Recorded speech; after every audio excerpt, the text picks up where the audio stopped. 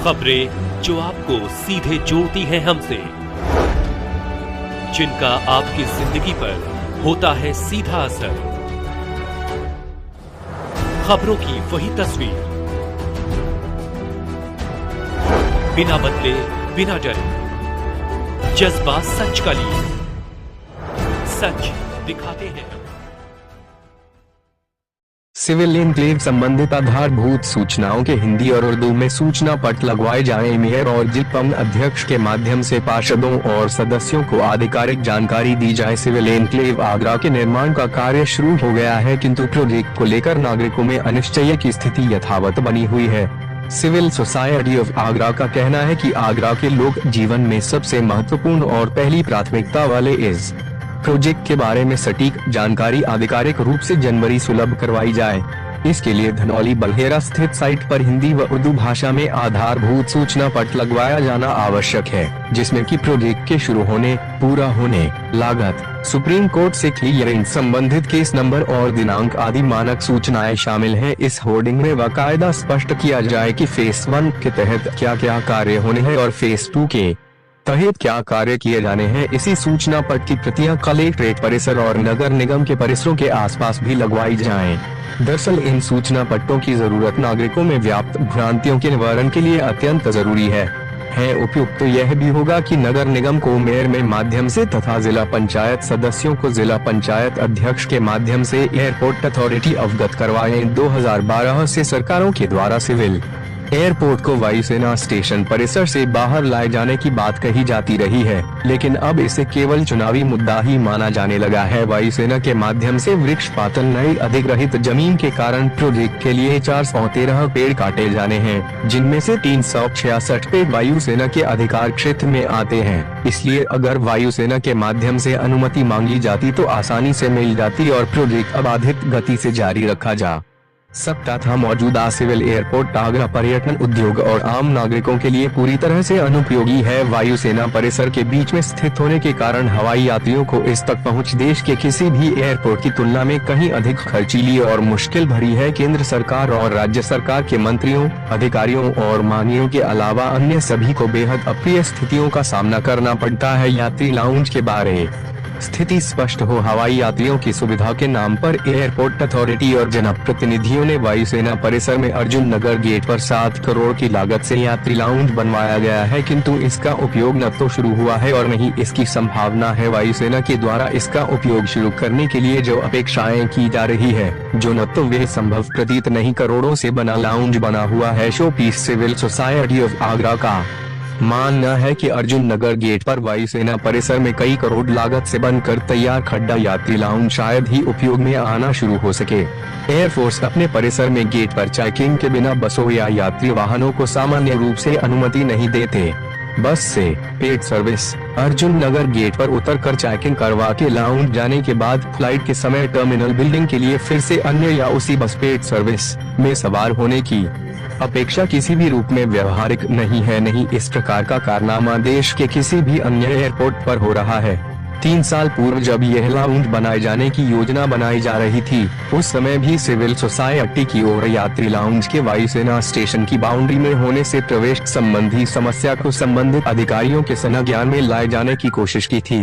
Air cargo के लिए बड़ी संभावनाएं। सिविल सोसाइटी ऑफ आगरा का मानना है कि एयरपोर्ट का निर्माण शुरू होने के साथ ही एयर कार्गो के भवन आदि को बनाए जाने का काम तेजी से शुरू करने पर भी विचार करना चाहिए, क्योंकि मध्य पूर्व और पैसिफिक क्षेत्र में अशांति का माहौल है। शिप मूवमेंट प्रभावित है।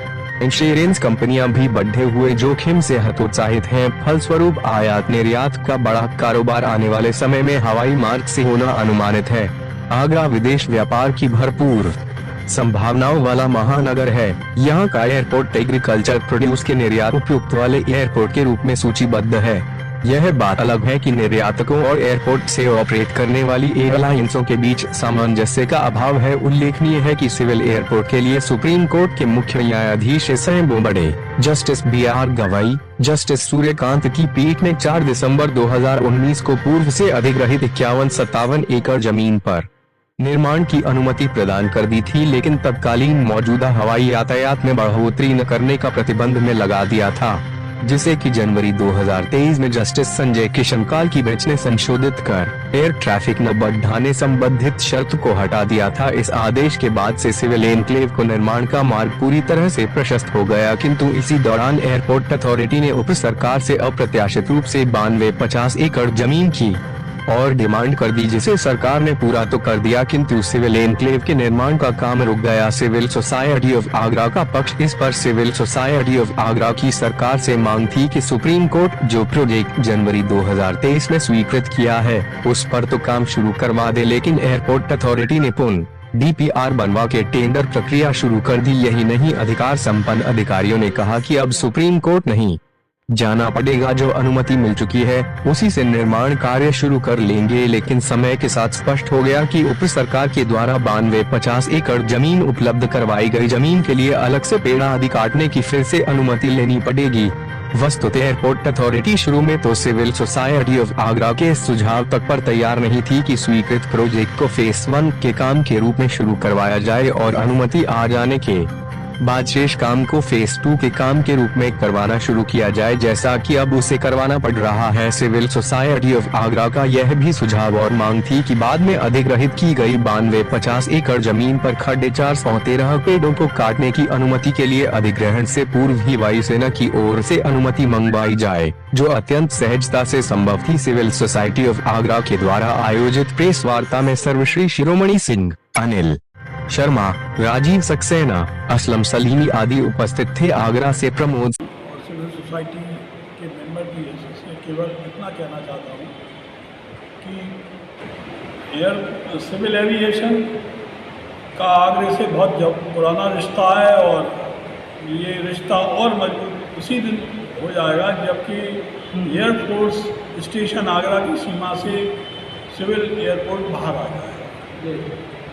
और अब बनना शुरू हो गया है, दावा किया जा रहा है, बना रहे हैं, बड़ा स्वागत योग सूचनाएं हैं, पर इनकी ऑथेंटिसिटी भी जब पूरा शहर जानना चाहता है, उसके रोजी रोटी से जुड़ा हुआ है, कई लोगों की तो राजनीति से जुड़ा हुआ है, अपनी स्टेटस आइडेंटिटी से जुड़ा हुआ है कि हम बनवा रहे हैं, पर कई लोगों की रोजी से सीधे तौर पर जुड़ा है। आगरा के सबसे बड़ी इंडस्ट्री टूरिज्म इंडस्ट्री से जुड़ा हुआ है, उसको ऑथेंटिक सूचनाएं नहीं। तो इसके हमारा अनुरोध है, एक तो साइट पे लगवाएं, मानक इंफॉर्मेशन है जो लगती हैं, सूचना पट लगती है, ये योजना कब होगी, कब शुरू होगी, कब होगी, क्या होगी, पूरी जानकारी है उर्दू और हिंदी में लगवाई जाए, कलेक्ट्री में लगवाई जाए, 2 जगह तो जरूर लगवाई जाए।